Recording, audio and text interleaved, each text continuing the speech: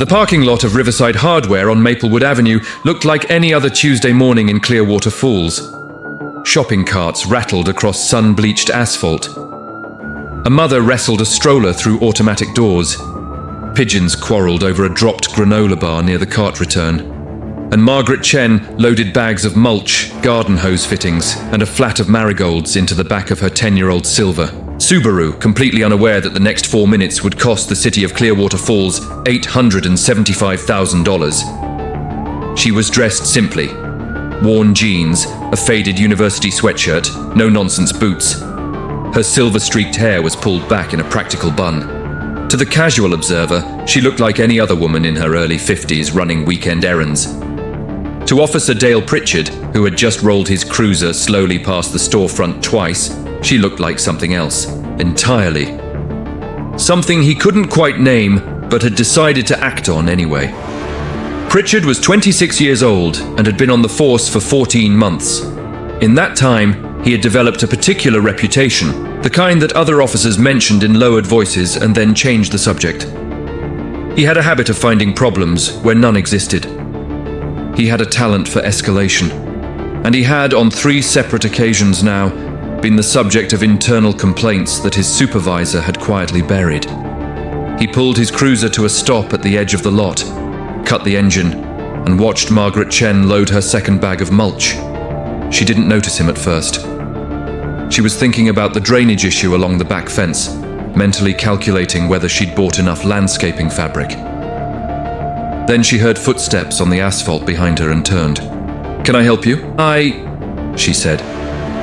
Pritchard didn't answer right away. He looked at the Subaru, at the open trunk, at the receipt still in her hand. He let the silence stretch just long enough to feel intentional. "This your vehicle, ma'am?" Margaret blinked. "It is. You have any identification on you?" She studied him for a moment. A shopper pushing a cart slowed nearby, glancing over. Margaret reached into her back pocket and handed over her driver's license, the way she'd learned to do decades ago. Calm, deliberate. Give them nothing to work with. Pritchard looked at the license longer than he needed to. Then he looked at her, then back at the license. "You mind telling me what you're doing here today?" "Grocery shopping," she said evenly. "Hardware grocery shopping, technically." "You being smart with me?" "I'm being accurate with you," she said. "Is there a problem, officer?" There wasn't. That was the thing. There was no problem at all. The car was legally registered. She had a valid license. She was standing in a public parking lot in broad daylight with a paper receipt from a purchase she had made 12 minutes ago. There was nothing, not a single observable fact, that justified what Dale Pritchard did next. "Turn around and put your hands on the vehicle." The shopper with the cart stopped moving completely. A teenage boy near the entrance looked up from his phone. Margaret Chen did not move right away. She held Pritchard's gaze with an expression that was not fear and was not defiance. It was something steadier than either. It was recognition. "On what grounds?" she asked, her voice as level as a carpenter's tool. "Turn around," he repeated. "Now." Inside her chest, something ancient and trained clicked quietly into place. She had been in rooms with far more dangerous men than Dale Pritchard. She had sat across tables from people who held actual power and used it without blinking. She knew the difference between authority and the performance of authority. But she also knew that this parking lot, this moment, was not the arena. She turned around and placed her hands on the Subaru. The handcuffs went on harder than necessary. The teenager near the entrance had his phone out now. So did the woman who had just walked out carrying a bag of birdseed. Pritchard was speaking into his radio, manufacturing justification out of thin air, using words like suspicious behavior and failure to comply. Words that sounded procedural but described nothing real. Margaret said nothing. She stared at the trunk of her car, at the flat of marigolds she'd picked out for the beds along the front walk, and she breathed slowly. She was thinking, but not about escape or confrontation. She was thinking about a specific phone number she had memorized.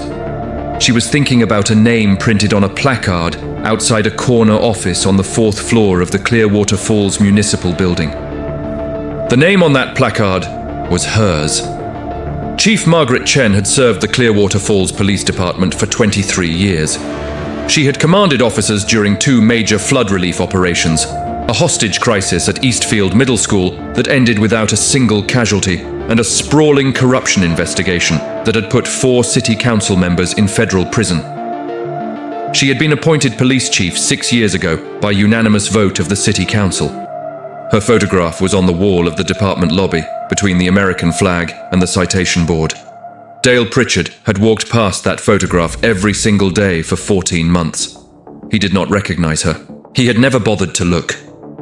The first responding officer to arrive on scene was Sergeant Tomas Reyes, a 17-year veteran who pulled into the lot 2 minutes after Pritchard called it in.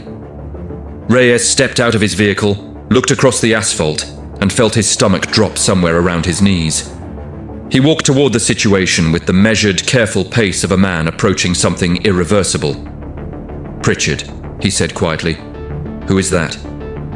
"Suspicious individual refusing to comply. I'm detaining her for—" "Pritchard!" Reyes's voice had gone very still. "Who is that?" The teenager with the phone had moved closer. 3 other bystanders were filming. One of the women had already posted to the Clearwater Falls Community Watch Facebook page with the caption, "Someone call the department. This doesn't look right." Within 8 minutes, that post had 47 comments and was being shared across 3 neighboring town groups. Reyes stepped around Pritchard and looked at the woman in handcuffs leaning against the silver Subaru. He had attended her appointment ceremony. He had shaken her hand at the department's last awards dinner. He had heard her speak at the funeral of an officer killed in the line of duty, and he had watched her hold the flag out to that officer's daughter without letting her voice break. "Chief Chen," he said. "Ma'am, I'm so sorry." Margaret turned her head slightly. "Hello, Sergeant Reyes," she said. "I was wondering how long that would take." The handcuffs came off in under 30 seconds. The color came off Dale Pritchard's face in approximately the same amount of time. What followed was not a scene of dramatic confrontation.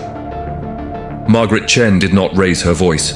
She did not produce a badge or wave credentials or demand immediate retribution. She simply stood straight, rubbed her wrists once, picked up her driver's license from where Pritchard had set it on the car roof, and turned to face him with an expression that required no words to communicate its full meaning. "You'll want to write this up accurately," she said. "Every detail. I'll be doing the same." She loaded the rest of her mulch herself, closed the trunk, and drove home. By that evening, Sergeant Reyes had filed a formal incident report. 2 of the bystanders, including the teenager, had voluntarily submitted their video footage to the department's Internal Affairs Office. The Facebook post had been shared over 300 times and picked up by a local news producer who had grown up in Clearwater Falls and still kept close tabs on City Hall. By the time the 10 o'clock news aired, the story had a graphic, a chyron, and a carefully worded statement from the mayor's office that managed to say everything and commit to nothing. Margaret Chen did not watch the news that night. She planted the marigolds. The Internal Affairs investigation opened the following Monday and moved with a speed that surprised even veteran observers of departmental bureaucracy. This was partly because the footage was unambiguous. It was partly because 3 written complaints against Pritchard, previously buried in a supervisor's desk drawer, were suddenly and somewhat urgently unearthed.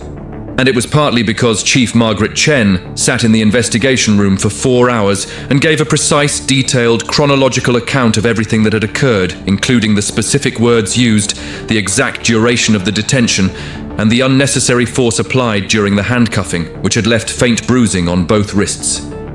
The supervisor who had buried those 3 prior complaints, a lieutenant named Gary Houseman, found himself the subject of a separate investigation before the first week was out.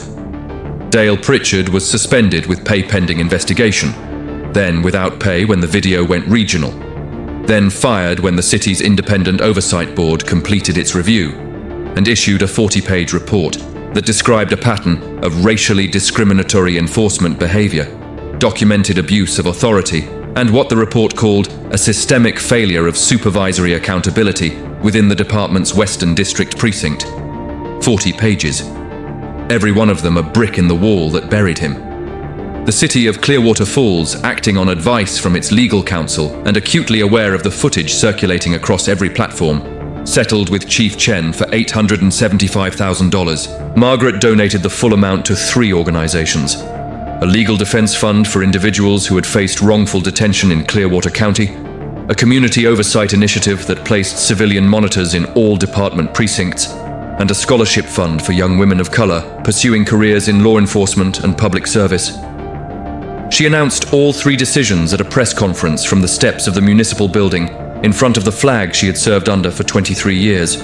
She wore her uniform. She read from no notes. Gary Houseman resigned before his investigation concluded and lost his pension in the settlement review.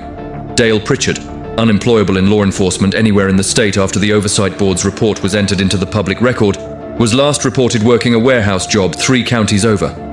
His name appears now in training materials distributed to police academies across the region, in a section titled Procedural Bias and the Catastrophic Cost of Unchecked Authority. The Clearwater Falls Police Department, under Chief Chen's subsequent reform initiative, implemented mandatory bias training, revised its complaint intake process so that no supervisor could unilaterally suppress a filed grievance, and established an anonymous tip line for officers to report misconduct without fear of retaliation. Within 18 months, citizen complaint rates in the Western District fell by 31%. Officer retention in the same district improved. Trust, that fragile and essential thing, began its slow work of returning. Margaret Chen served 2 more years as chief before retiring at a ceremony that filled the department auditorium to standing room. She received a commendation from the state attorney general, a letter from a senator, and from the department's newest class of recruits, a card signed by all 22 of them that read, "We will try to be worthy of what you built." She went home, changed into her jeans and her faded sweatshirt, and went out to check on the marigolds. They were doing beautifully. There is a quiet kind of power that arrogance can never see coming, because it doesn't announce itself in the right shoes or the right tone of voice or the right kind of car. It shows up in a faded sweatshirt with a hardware receipt in its back pocket. It absorbs injustice without crumbling. It remembers every detail. And it does not rage when it finally speaks. It simply tells the truth, precisely and without embellishment, and lets that truth do the work it was always capable of doing. Dale Pritchard made his choice in a parking lot on a Tuesday morning, and he made it based on nothing real. The consequences, every single one of them, were entirely real. If this story hit you the way it hit us, drop your thoughts in the comments below. What would you have done in Margaret's position? Share this with someone who needs to see it, and if you haven't already, subscribe, because justice stories like this one are just getting started.